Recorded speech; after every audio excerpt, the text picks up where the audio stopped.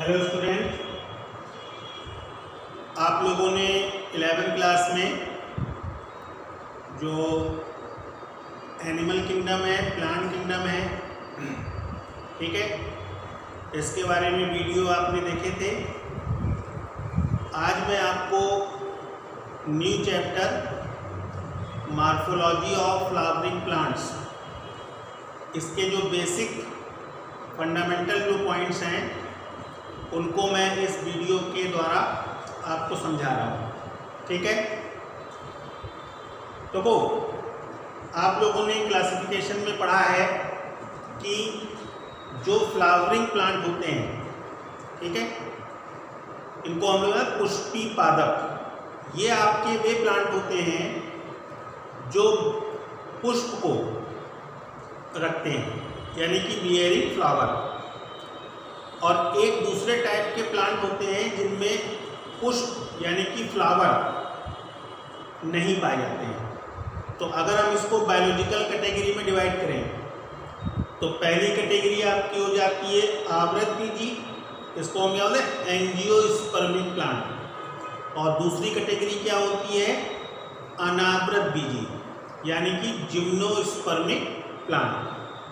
तो एंजियोस्पर्म और जिम्नोस्पर्म, इन दोनों के बारे में आप लोग क्लासिफिकेशन में पढ़ चुके हैं, ठीक है। तो आपके सिलेबस में जो नया चैप्टर, न्यू चैप्टर है, वो आपका आता है मॉर्फोलॉजी ऑफ फ्लावरिंग प्लांट, यानी कि इसमें आप एंजियोस्पर्मिक जो प्लांट हैं, आवृतबीजी जो पादप हैं, उसकी आकारिकी के बारे में पढ़ेंगे। मॉर्फोलॉजी मतलब होता है आकारिकी, प्लांट किस प्रकार का दिखता है, कहाँ पर पाया जाता है, उसके जो पार्ट्स होते हैं वो कौन कौन से होते हैं, उनका मॉडिफिकेशन क्या होता है, फंक्शन क्या होता है, डेवलपमेंट कहाँ से होता है, ये सारी चीज़ें जो हैं वो आपको इस चैप्टर में क्या है, पढ़नी है। समझ गए। अब देखो, अगर हम बेसिक पॉइंट करें, बेसिक बात, तो देखो बेसिक बात में अगर हम हैबिटल की बात करते हैं तो एंजियोस्पर्मिक प्लांट आपने पढ़ा होगा कि अगर वो मरुस्थल भूमि पे पाए जाते हैं, ठीक है, तो मरुस्थल भूमि पे अगर पाए जा रहे हैं तो उनको क्या बोलते थे, जीरोफाइट्स, यानी कि मरुद्भिद, है ना। अगर हम किसी प्लांट में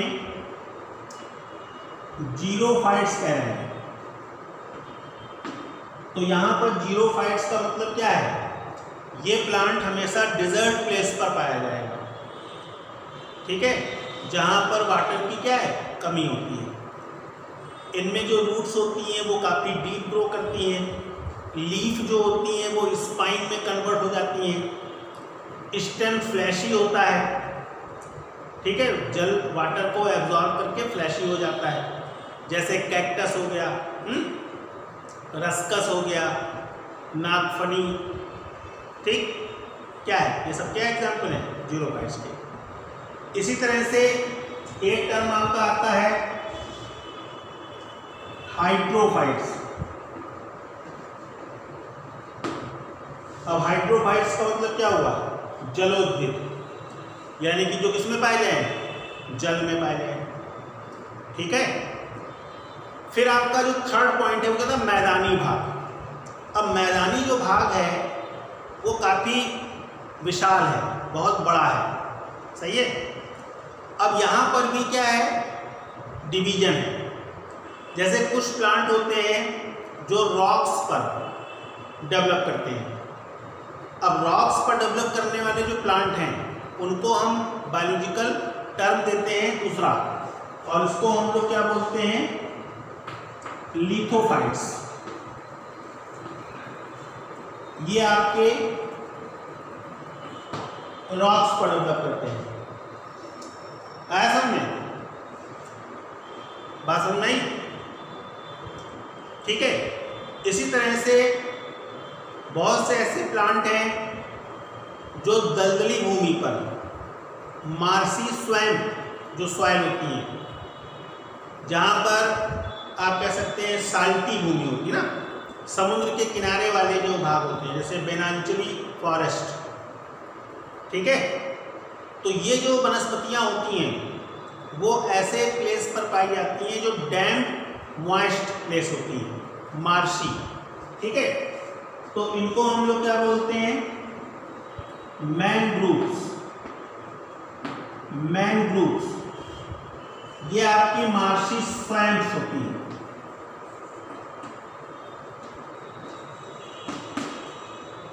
आया समझ में? तो कहने का मतलब मेरा ये है कि यहां पर जो भी पॉइंट्स होंगे वो आपके अलग अलग प्लेस के अकॉर्डिंग होंगे। अच्छा, कुछ ऐसे होते हैं जो बलुई मिट्टी, सैंडी सॉइल उसमें डेवलप करते हैं, तो उनको हम लोग एक बायोलॉजिकल टर्म देते हैं सैमोफाइट्स।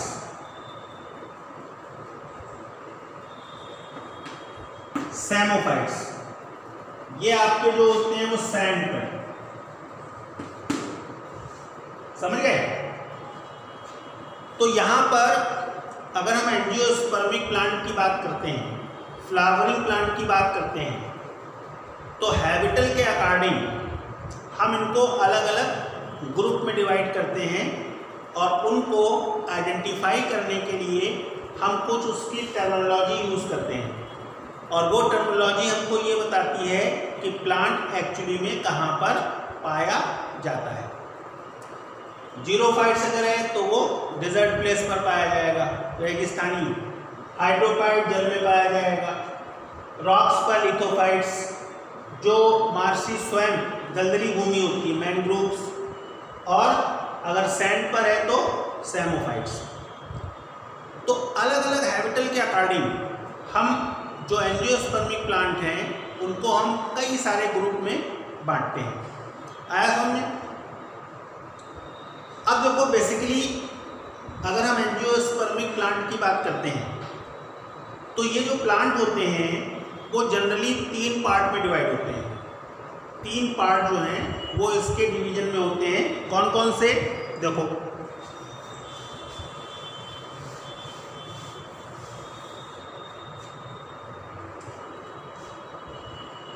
देखो,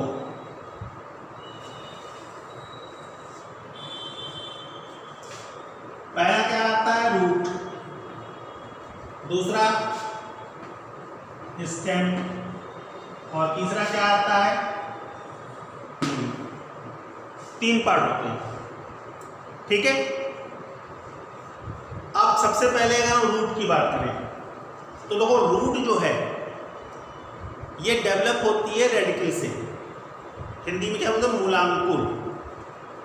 एम्ब्रियो का जो रेडिकल पार्ट है, मूलांकुर वाला जो भाग है, वहाँ से जो रूट डेवलप होगी वो आपकी हो जाएगी ट्रू, यानी कि वास्तविक।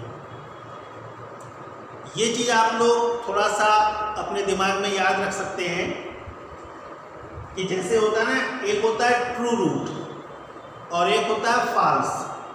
तो दोनों में जो बेसिक डिफरेंस है वो यही है। True roots means arise from radicle of embryo, and false, it is arise any parts of the plant other than radicle। तो जो मूलांकुर से उत्पन्न होगी वो वास्तविक है, और जो मूलांकुर के अतिरिक्त पादप के किसी भी भाग से डेवलप हो रही है तो वो क्या हो जाएगी? आभासी। अब दोनों को अगर हम नेम दें तो जो वास्तविक है वो आपकी हो जाएगी टैप रूट। क्या बोलेंगे इसको? मूसला जड़, टैप रूट। और जो आभासी है, जो किसी अदर पार्ट से निकल रही है, वो आपकी हो जाएगी एडवेंटिशियस, यानी कि अपस्थानिक रूट, जड़। समझ गए मेरी बात? तो आप ये समझ लो कि जो रूट है ये आपके मेन 2 पार्ट्स में डिवाइड होती है। एक आपका हो गया टैप रूट और एक क्या हो गया? एडवेंटिशियस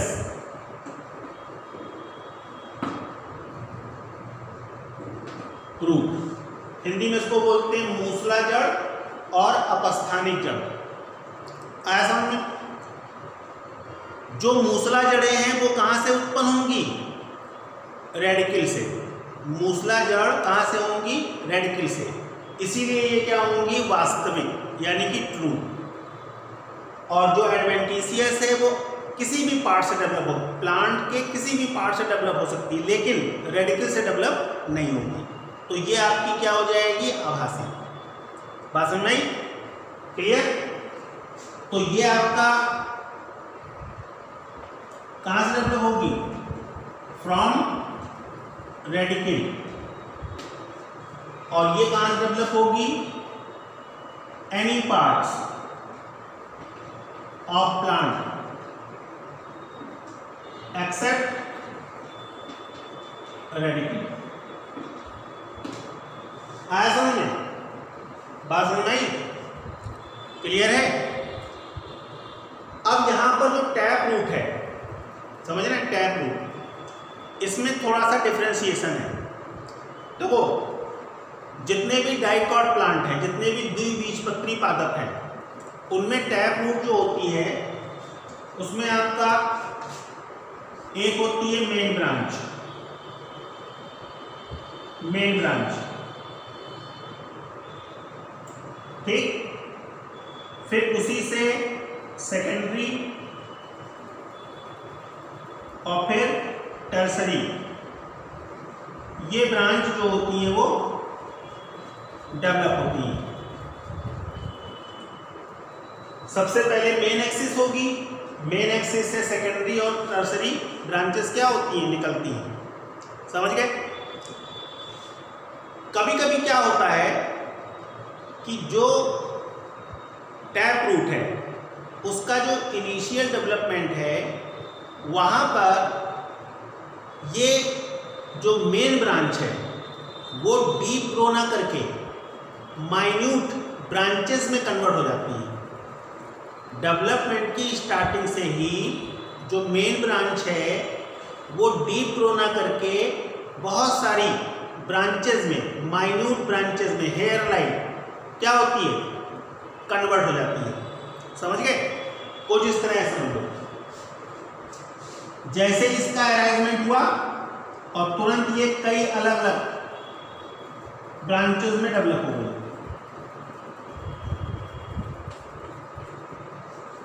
तो ऐसी रूट्स वास्तविक होती है, ट्रू होती है। जैसे टैप रूट के लिए क्या बताया? ट्रू। और ट्रू क्यों होगी? रेडिकल से बनेगी। अब यहां पर जो मेन एक्सिस है वो माइन्यूट फाइबर्स में कन्वर्ट होता है, तो यहां पर बंच ऑफ फाइबर्स डेवलप होते हैं। इसीलिए इनको हम एक दूसरा नाम देते हैं और इनको क्या बोलते हैं? Fibrous root. फाइब्रस, तंतुमय जड़ें। अब दोनों में डिफरेंस क्या है? बहुत सिंपल सा। जो टैप रूट है मेन, वो आपकी डाइकोटिलेडोन प्लांट, द्विबीजपत्री पादपों में पाई जाती है। और जो फाइब्रस रूट होती है ये भी टैप रूट का ही एक पार्ट है। समझ गए? लेकिन किस में पाई जाएगी? मोनोकाट। अब मोनोकाट का मतलब एक बीजपत्री। गेहूं, मक्का, बाजरा, जौ, धान, ये सब क्या है? इसके अंतर्गत जो जड़ें होंगी वो कैसी होंगी? फाइब्रस। अब इनकी अपनी एक स्पेशलिटी है और वो क्या है जानते हो? जो फाइब्रस रूट होती हैं वो सॉइल के पार्टिकल्स को जकड़ लेती हैं और इससे क्या होता है? सॉइल इरोजन कम होता है। आप लोगों ने छोटे क्लासों में 9th में पढ़ा होगा मृदा संरक्षण, सॉइल कंजर्वेशन। तो यहाँ पर जो सॉइल इरोजन है, मृदा का जो घटन, अपघटन होता है ना पानी बरसने से, तेज हवा चलने से, वहाँ पर ये जो जड़ें होती हैं वो मृदा के कणों को जकड़ लेती हैं। इससे वो अपने स्थान से फिक्स हो जाती है और उसका इरोजन नहीं होता है। तो ये इनका मेन क्या है? बेसिक फंडामेंटल पॉइंट होता है। आया समझ में? फिर अगर हम एडवेंटिशियस की बात करते हैं तो एडवेंटिशियस जो होती हैं वो आपकी एनी पार्ट्स ऑफ प्लांट, किसी भी प्लांट पार्ट से निकल सकती हैं एक्सेप्ट रेडिकल। ये रेडिकल को छोड़कर किसी से भी निकल सकती हैं। इसका मैं बहुत सिंपल से एग्जाम्पल आपको बताता हूँ, आपकी समझ में आ जाएगा। देखो, आप सभी ने बेनाइन ट्री देखा होगा, और बेनाइन ट्री में क्या होता है, आपने देखा होगा कि उसकी जो एरियल ब्रांच होती है उससे हैंगिंग रूट्स होती हैं, नीचे की तरफ निकलती हैं, और ये हैंगिंग रूट जो होती हैं वो सीधे चली जाती हैं कहाँ, अर्थ में। अब ये जो रूट्स हैं इनको बायोलॉजी की भाषा में बोलते हैं प्रॉप रूट। इनको क्या बोलते हैं, प्रॉप रूट। और ये बरगद में उसकी एरियल ब्रांच से निकलती है, और इनका काम क्या होता है, जो उसकी ब्रांचेस हैं उनको सहारा देना, उनको सपोर्ट देना। इसी तरह गन्ना आपने देखा होगा सबने, गन्ने में क्या होता है, जो उसकी पर्व संधियां हैं वहां से निकलती हैं ये रूट, निकलती हैं, इनको बोलते हैं स्टिल्ट रूट। ये भी क्या करती हैं, सहारा देने का काम करती हैं। तो ये रेडिकल से नहीं बनती हैं, ये प्लांट के किसी भी भाग से निकल सकती हैं, एराइज कर सकती हैं, और अलग अलग फंक्शन के अकॉर्डिंग डिवाइड होती हैं। समझ गए, बात समझ में आ गई। फिर आपका जो सेकंड पॉइंट है वो स्टेम है। देखो, स्टेम जो है, जैसे मैंने आपको यहां बताया कि रेडिकल से क्या निकलेगा, रूट। और एम्ब्रियो में दो मेन भाग होते हैं, एक रेडिकल होता है और एक प्लीम्यूल होता है। प्लीम्यूल को हिंदी में बोलते हैं प्रांकुर।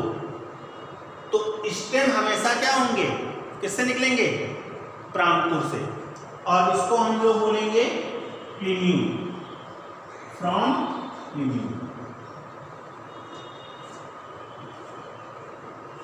अब यहां पर अगर हम लोग एक छोटा सा डिफरेंशिएशन कर लें, किसमें, रूट और स्टेम में, तो मैं बहुत सिंपली आपको समझा रहा हूं। देखो, root down to earth grow करती हैं और रेडिकल से बनती हैं, ठीक।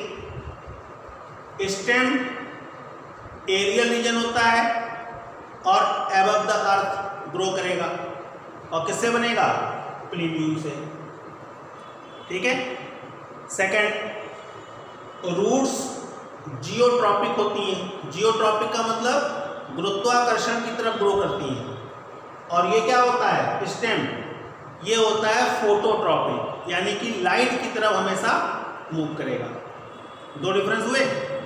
तीसरा, जो रूट्स होती हैं वो जनरली एब्जॉर्प्शन का वर्क करती है, एब्जॉर्प्शन। अब एब्जॉर्प्शन किसका होगा, वाटर एंड मिनरल्स का। और स्टेम क्या करता है, स्टेम करता है सपोर्ट, किसका, ब्रांचेस का, लीव्स का, फ्रूट्स का, फ्लावर्स का। तो ये सपोर्टिंग होता है। एक तरह से कह लो कि जो भी फूड सप्लाई है उसका ये एक प्रकार का मीडिएटर होता है, ठीक। बहुत सारे प्लांट्स में स्टेम ग्रीन कलर के होते हैं, तो फोटोसिंथेसिस में भी यूज होते हैं। समझ गए, ये तो अलग अलग चीज़ हो गई। यहाँ पर बेसिक चीज़ें जो है वो मैं आपको बता रहा हूँ। और जो चौथा सबसे इम्पॉर्टेंट है, जो बहुत प्रैक्टिकली भी आप इसको समझ सकते हैं, कि रूट जो होती हैं उनमें नोड और इंटरनोड नहीं होते, पर्व और पर्व संधियाँ नहीं होते, जबकि स्टेम में क्या होता है, पर्व और पर्व संधियाँ पाई जाती हैं। समझ गए। अब यहाँ पर अगर हम स्टेम की बात करें तो स्टेम में भी अलग अलग प्रकार के मॉडिफिकेशन होते हैं, और वो मॉडिफिकेशन आपके जैसे अंडरग्राउंड स्टेम जो भूमि के नीचे होते हैं, इसमें आप लोगों ने छोटे क्लास में पढ़ा होगा राइजोम, ट्यूबर। ट्यूबर में आपका क्या आता है, पोटैटो आता है, आलू, आलू एक तना है। बल्ब, बल्ब में क्या आता है, ओनियन, ओनियन बल्ब की तरह होता है तो बल्ब बोलते हैं इसको। राइजोम में आपका आता है जिंजर, सही है। कॉर्न, कॉर्न में आपका आता है धुइयाँ, अरबी इसको बोलते हैं कोलोकेशिया। तो according to modification different types of stems, ठीक, पाए जाते हैं, होते हैं। और इनका शेप, साइज एंड फंक्शन अलग अलग हो जाता है। ठीक है, तो यहाँ पर हम क्योंकि बेसिक कॉन्सेप्ट की बात कर रहे हैं, तो बेसिक कॉन्सेप्ट में आप सिर्फ ये समझ लो कि इनका फॉर्मेशन कैसे होता है, डिफरेंसेस क्या होते हैं। आगे बात समझ में क्लियर है। फिर देखो लास्ट पार्ट आपका आता है लीफ। देखो लीफ एंजियोस्पर्मिक प्लांट का मेन पार्ट होता है, मेन पार्ट। और क्यों होता है मेन पार्ट? सबसे इंपॉर्टेंट चीज, लीफ क्या है? वो प्लेस जहां पर फूड प्रोडक्शन होता है। लीफ में ही फोटोसिंथेसिस के द्वारा फूड का निर्माण होता है। तो लीफ वो एरिया हुआ जहां पर प्रोडक्शन हो रहा है, किसका? फूड का। और फूड के बिना तो जितने भी लिविंग ऑर्गेनिज्म है वो क्या है? बेकार है। ये तो जानते ही हो, एनर्जी जरूरी है, और एनर्जी कहाँ से मिलेगी? फूड से। क्लियर है बात समझ में? दूसरी चीज, जो लीफ है उसी के मॉडिफिकेशन से फ्लावर बनते हैं, फ्लावर से फिर सीड बनते हैं, फ्रूट बनते हैं, सीड बनते हैं, और सीड से फिर से न्यू प्लांट। तो एक तरह से जो लाइफ साइकिल है, उस लाइफ साइकिल में जो सेक्सुअल रिप्रोडक्शन है उसके लिए लीफ मॉडिफाइड होकर अलग अलग पार्ट में डिवाइड होती है। आया समझ में? अब अगर हम लीफ की बात करें तो लीफ जनरली दो प्रकार की होती हैं। एक होती है सिंपल और एक होती है कंपाउंड। सिंपल मतलब सरल पत्ती, कंपाउंड मतलब संयुक्त पत्ती। अब ये जो सरल और संयुक्त पत्तियां हैं, दोनों में डिफरेंस आप समझ लो, सिंपल सा डिफरेंस है। देखो अगर हम लीफ की बात करते हैं तो लीफ में एक इसकी होती है मिड एक्सिस और एक आपका होता है लेमाइना। तो इस तरह से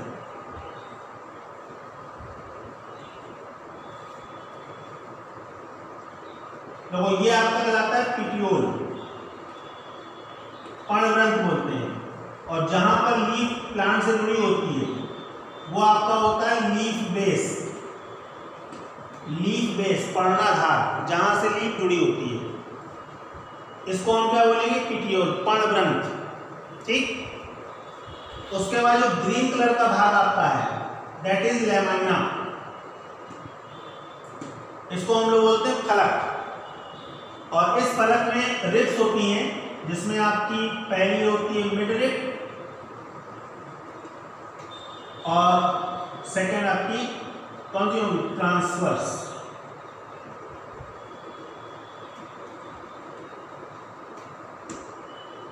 आया समझ में? बात समझ नहीं? अब डिफरेंस समझो, डिफरेंस। जो सिंपल लीफ होती है उनमें जो लेमाइना है वो उसके जितने भी आउटर किनारे हैं वो कटे फटे तो हो सकते हैं ऐसे, लेकिन कोई भी कट मिडरिब तक नहीं पहुंचता है। कोई भी कट मिडरिब तक नहीं पहुंचता है।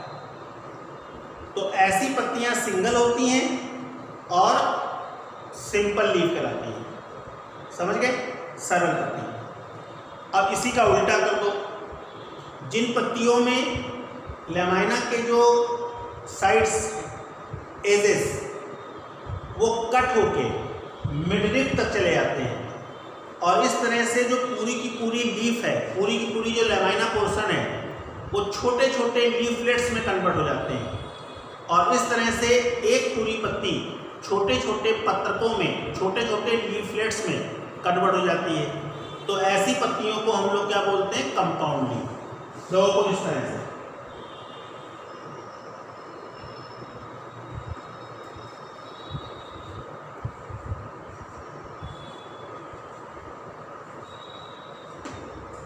ये कंडीशन